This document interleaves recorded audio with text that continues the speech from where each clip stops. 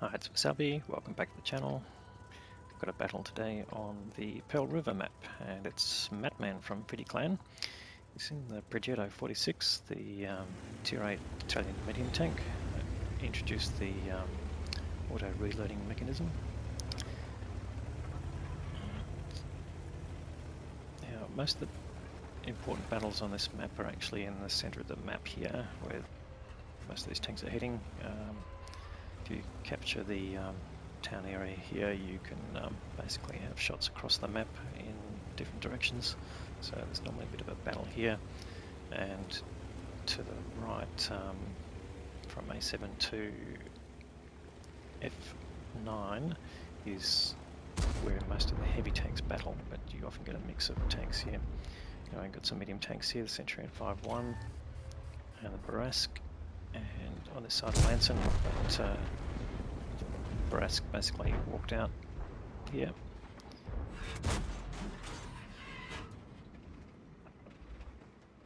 So everyone wants to get up into that area, and some tanks then snipe to try and get people crossing. So he takes a hit from the Centurion 5-1, but let's put one in himself. He's just looking around, checking directions, etc. But he's going to have some good opportunities here, I think, to punish the tanks that haven't come into the battle area. And here we go, got some slow tanks that are coming up here. T103, he's put in 2 shots. And as you can see, he's not using his last shot unless he really has to, because it gives you much extended reloading times. He's just picked up some assisting damage here, so doing pretty well.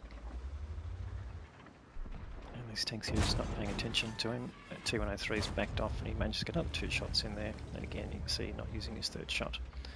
Now, interesting, he's got shots on that T122 that used his last shot, and you can see the extra reloading time here.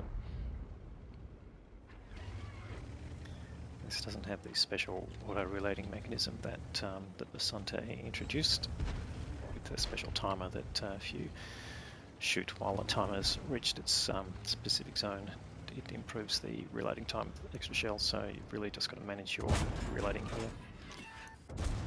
Puts 2 more shots into the Centurion 5-1 and hasn't taken any damage in return since that initial shot, so that's all good.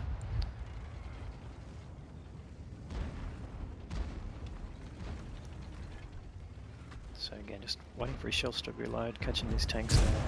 The T103 was looking at him but didn't get a shot off, or if he did, it went over his head. And he's got him down to a 1 shot if he can. He knows he's been spotted. The Centurion 5-1 is not looking at him. That shot didn't go in, but that one did, and that takes him down again to a 1 shot. So he's got quite a few tanks now reduced quite heavily in their hit points. And of course, a lot of these tanks are distracted. There's this 703 too, the double-barreled premium tank. I'm trying to aim for the top of the roof. Normally that's a very thin piece of armour, so typically 30-40 millimeters. But depending on the angle that you're coming from, you may not be able to penetrate. But at least it's got the side of the turret there, gets a shot in, but just before the 703 gets shut down completely. And again, just used his last round there quickly to take advantage of that opportunity. Gets a shot in, kills the Centurion 5-1, but takes a big hit from the T103. That's the first shot of damage the T103's done to him, that is. Now the game's pretty evenly balanced. They are up in hit points, but they've got a lead just in tanks killed. And here Matt's just coming around to look out for other opportunities of tanks, but he really needs them spotted. You can see from the view range circle on the mini-map there that he's not really going to see the tanks that are up on the ridges there unless they fire. So even heavy tanks you probably won't spot unless they're basically firing or have been spotted by your own team. So it's just basically looking for opportunities. And there's an LHM TV there, but he can't get enough gun depression to work on it. However, he has been spotted and taken a bit of damage. Maybe he'll get another opportunity. No, just misses. It's unfortunate. But it looks like Matt's going to progress this and take this opportunity to circle back. Let's see if he can put some damage in here. That LHMTV is running around.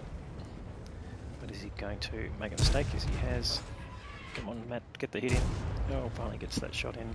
He'll use his last shot. Aims, gets the kill. That was Baby Chen Shinyaka. Sent back to the garage. Anyway, I've still got one tank's advantage and still got a lead in hit points, although that's getting reduced.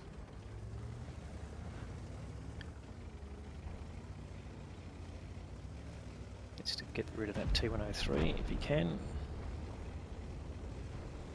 Again, there's a lot of very low hit point tanks there. They can get rid of them in one shot. Anyway, Lanson C goes out to try and do that. Misses his shot. Matt gets the kill. It's a seagull moment there.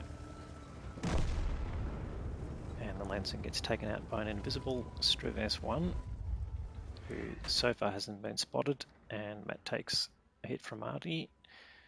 Luckily not too big a hit.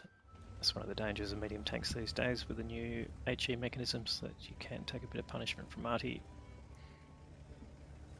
So it's just backing off. Now the game is still on the balance now. Only one tank up, but the hit point gap has been reduced dramatically. Pretty much to the point where it's not worth it. However, the IS-5 is now shut down and IS-2 so that opens it up with a Striv S1, and you just saw an Artie strike come in. Someone's marking the spot where they think the enemy tanks might be. In fact, there the Striv one's been spotted. I wonder who would have spotted him. He's definitely spotted Matt. He doesn't want to take a hit there. He can maybe afford one hit, but he's going to be left on a very small amount of hit points if that's the case.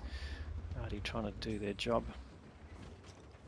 He's very close proximity to where that Striv was last seen, but he can get spotted there, so the Striv's either not set up or he's behind the buildings. Or there's Artie. He takes an opportunistic shot there, but it doesn't connect. It's been spotted again. It's definitely proxy spotted by the Striv. Yeah, there's the Striv now. Matt trying to find another way up here without coming around the obvious way. Is he getting up? It's going to be an interesting climb if he can. Maybe a slightly different angle there, or is this just a waste of time? Well, while he's doing this, the Striv is getting punished. Or he's got up. I think, yes he has, yeah. He's not going to slide down. No! Turn. Yep, that's it. Alright, he's done. Oh, doesn't get the kill on the Striv. And there's a GW Tiger P. Gets first shot in. Will he get the next one? Gets the kill. There we go. And there's just one SPG left. That M40, M43. Who probably hasn't got a lot of hit points. Will Matt get the kill? He's on 4 kills already.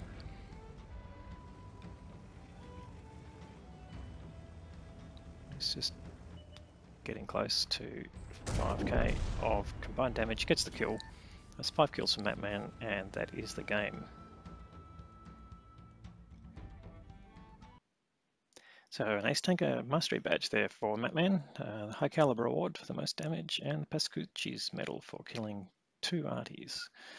So you ended up with 3,913 of direct damage and 16k of assisted damage. So total of over 5k of combined damage, and he got 5 kills as well. Compared to the team, he did 1550 base experience, sort of very well above the normal Ace Tanker level, which is normally around 1300 at tier 8. And the next closest was a Super Pershing, we didn't really see much of, but no one else cracked more than 2k of damage.